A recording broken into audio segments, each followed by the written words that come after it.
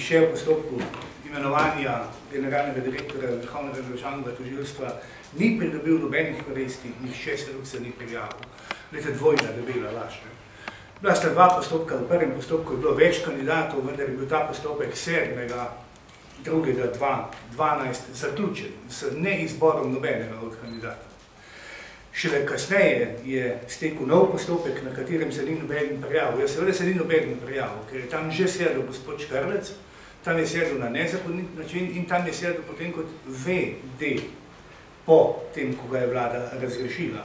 In vsi, nekateri tožilci so vam pa to že povedali, so jasno vedeli, da je to delovno mesto rezervirano za njega in zato se tudi v drugo ni nihče prijavil. To pa seveda ne velja za prvi primer prijave.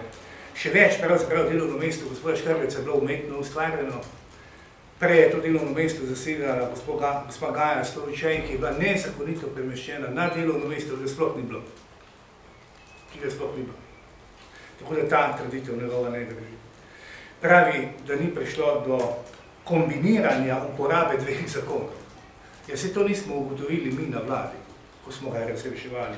To je prvič ugotovitev takratne vlade, zato ga je tudi razrešila, in to je ugotovitev upravnega sodišča, to je ugotovitev ministrstva za pravosodje in to je ugotovitev inšpektorata za javni sektor. Torej, 3 inštitucije, če ne štejem takratne vlade, so ugotovile, da so kombinirali 2 zakona in da je zato prišlo do nezakonitega imenovanja. Torej, čista laž gospoda Fišerja. Ta je dobra, ne? On pravi, da gre za vprašanje mene, gre za vprašanje moje integritete, gre za vprašanje profesionalnosti in osebnega dostojanstva.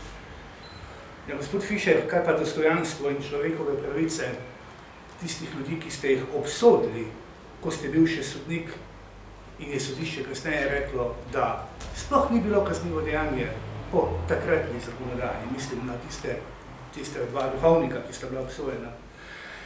Kaj pa obtožnica zoper Janeza Janšo?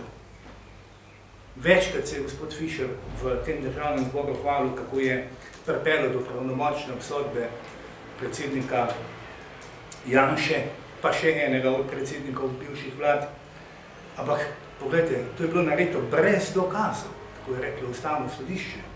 A torej, te osebe, recimo naš predsednik Janša, pa nimajo osebne integritete, nimajo dostojanstva ali kaj. Na podlagi nezakonitega dela gospoda Fišerja, odnosno njemu podrejenih, so bili celo v zaporu, odnosno je bil naš predsednik v zaporu. Čisto na kratko, KPK, to je pa tudi zanimivo, gospod Fišer danes pravi, da je KPK ustvarila nenormalni in nelegitimni sistem, ki služi diskreditaciji posameznikov. To je pa zelo vredno.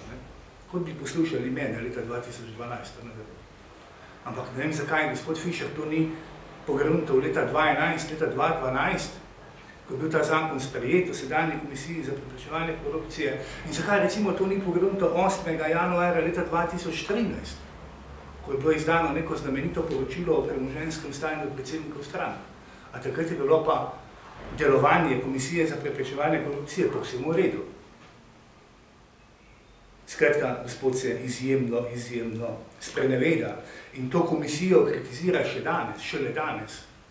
Mi smo v tej komisiji svoje povedali že leta 8, pa svoje smo povedali leta 11.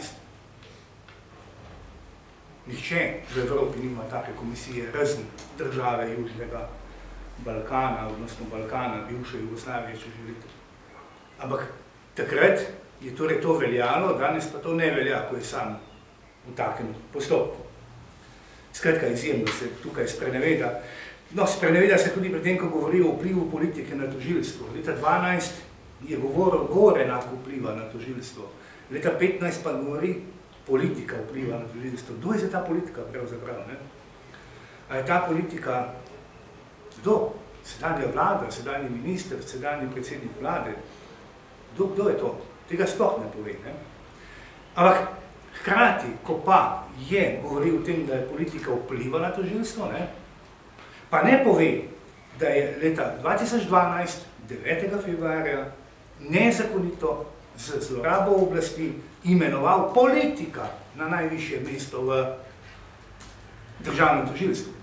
Politik gospod Škrlec, LDS, je postal generalni direktor. A to pa ni bilo moteče. Zanimivo sprenevedanje. Seveda, je treba predvsem temu opozarjati še na eno stvar, na katero resno že dolg časa opozarjam, pa nekako vidim, da ni nekega mogoče odmeva medijskega, kot bi si ga saj je želelo. Glede, danes vsi ukvarjamo z gospodom Fišerjem pa z njegovo koruptivnim ravnanjem. On je storil veliko več od tega, hujše dejanje od tega. On je zlorabil oblast, tam se pa ni pretožil. Zlorabil je oblast v tej isti zadevi, kar je dokončno, pravnomočno in ni več nobenih pritožb, ne na Ustavno sodišče, ne v Strasbourg, nikamor reklo Upravno sodišče Republike Slovenije. On je torej zlorabil oblast v tej isti zadevi. On je naredil več in hujše dejanje, kot je koruptivno ravnanje. In čisto za zaključek, da javno sprašujem, koliko je pa zdaj plačalo tožilstvo za najem privatne varnostne in privatne PR agencije, ki ga je pripravljala za današnji nastop. Mogoče bo odgovoril na to vprašanje. Hvala.